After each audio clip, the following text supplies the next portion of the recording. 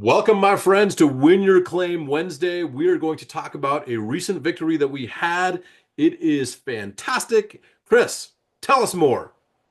Hello, everyone. Good to see you again. Yes. Today we are doing Win Your Claim Wednesday or Wednesday Victory, Yes. whatever we want to call it. But we want to Whatever we want to celebrate call our it. victories. Yeah. So this was a nice victory. We do specialize in commercial, but we do also like to help residential claims as much as we can. Yeah. And this particular claim came across our desk where the contractor, the insured, they've been battling the insurance company, I'd say for over a year, and they were Wow. just getting nowhere. Yeah. Now, the insurance company did open coverage, and which means that they basically paid for multiple items on the actual property Okay. So why uh, did the insured or the contractor get us involved? because there were still a ton of damages that were missed. So the So insurance company diminished the payment then. that is 100% correct. Okay. Believe it or not, they actually acknowledged, damages to the main dwelling, but we're talking about four different other dwellings on this property with storage units and even a barn house. And I mean, this house got hit hard, and all of the pretty much dwellings and units on that property got smashed too. Yeah. So So obviously, a hail claim that damaged multiple dwellings on this property. The insurance company didn't pay for it. What did we actually do, and what was our victory? so we got involved. They decided to bring us on board. And then we have our own internal basically guidelines to where we know how to look and scope a property. Okay. And a lot of times it's so thorough that most adjusters will even miss stuff. So we did our normal routine. We went out there, collected all the evidence, the photos, everything. And then we put together an awesome public adjuster report. That's one thing that we pride ourselves on. And Yes. so we sent that into the insurance company, and the claim actually got reassigned to a new adjuster, Okay. which happens sometimes when a public adjuster gets involved. Yeah, sometimes we So, go for that, right? Because somebody that maybe is more competent than the previous adjuster gets involved because our level of expertise is usually higher than the person that we've been dealing with. But go on, my friend. yeah, no, that's 100% correct. And so, um, the new adjuster, we reached out, we had a good conversation, and I was a little taken back. I was like, wow, this sounds like a pretty reasonable adjuster that's willing to work with us. So Yes. great. We always love that. Amazing news. And he was very sharp too. Like he actually responded saying, hey, I just need more clarification on this item, this item, this item, this item, this item. So we got back to him right away. Hey, I need more clarification on these things.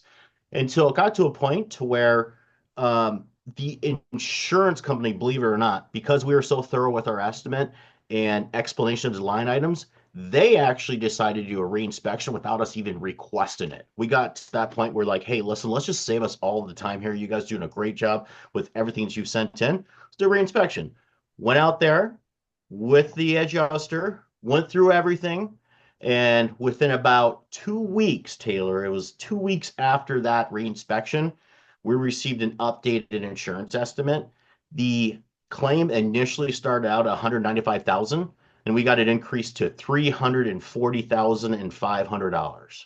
Ew, that's huge, right? So roughly like a 75% increase in 4 months, which I think is reasonable based on today's insurance environment and their denials and their delays. And we got that, dude, Mhm. that's huge. How does the client feel about that?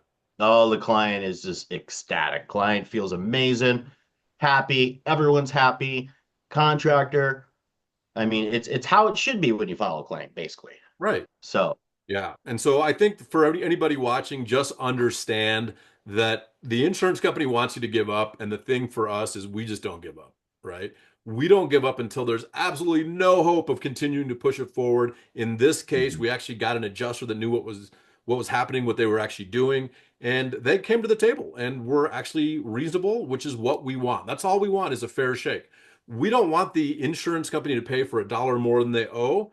And also, we don't want the insurance company to pay for a dollar less than they owe. We want it to be perfect as much as it possibly can and get fully and fairly paid for the insured because that is why they pay their premiums for an insurance company to pay the claim fully and fairly when it happens. So, Chris, anything else we'd like to state about that? No, there was just a lot of moving parts too. I mean, with the barn, we had to move the horses around, like with the contract, we're just kind of helping coordinate a lot of different things. But at the end of the day, we got the result that we wanted.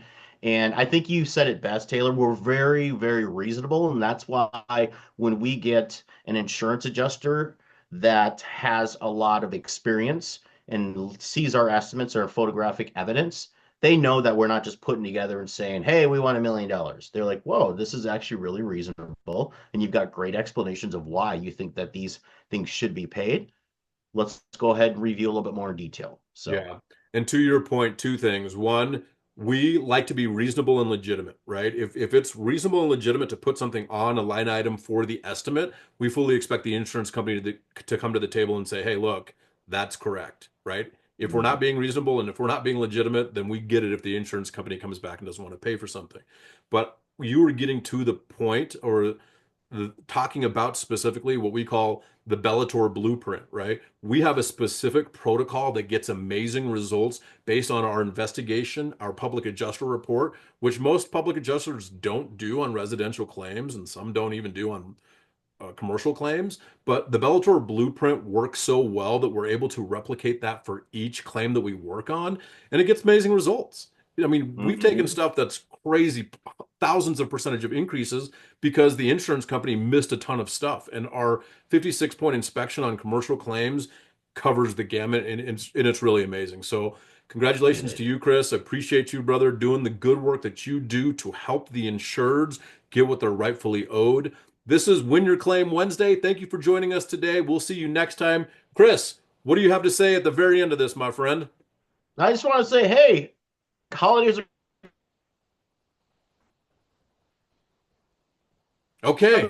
are It looks like we lost Chris here at the very end, which is totally fine.